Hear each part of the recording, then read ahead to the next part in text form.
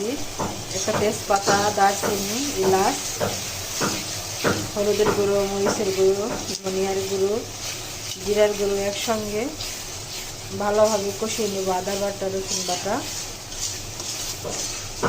লবণ দিয়েছি। আজকে রান্না করব নিরামিষ। নিরামিষটা কীভাবে রান্না করব পুরো ভিডিওটা দেখতে থাকুন। ভালো লাগলে লাইক, কমেন্ট, সাবস্ক্রাইব করবেন।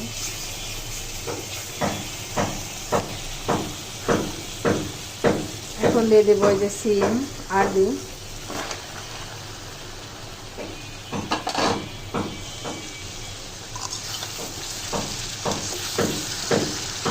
ভালোভাবে কষিয়ে নেব। একটু কষানো হয়ে গেছে, এখন দিয়ে দেবো টমেটো।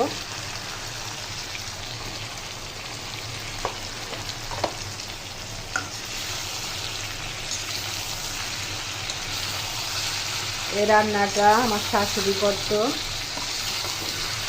শাশুড়ি মায়ের হাতের রান্না।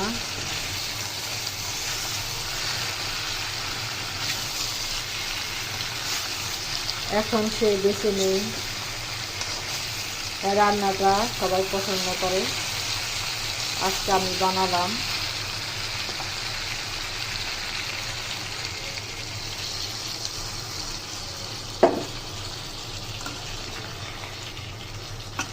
এটা এখন একটু পানি দিয়ে দিব।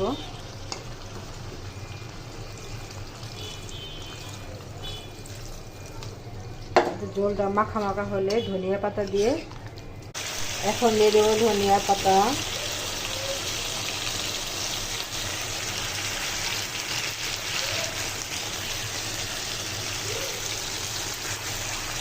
এটা আমার নিরামিষ রান্না শেষ। এখন পরিবেশন করব। এটা আমার রান্নাগুলো ভালো লাগলে লাইক, কমেন্ট, সাবস্ক্রাইব করবেন।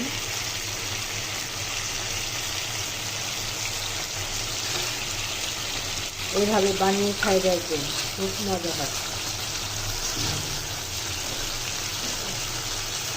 অনেক টেস্টি একটা রান্না।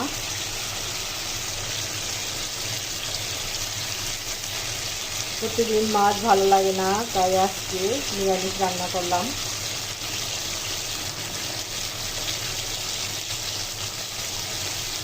আলহামদুলিল্লাহ।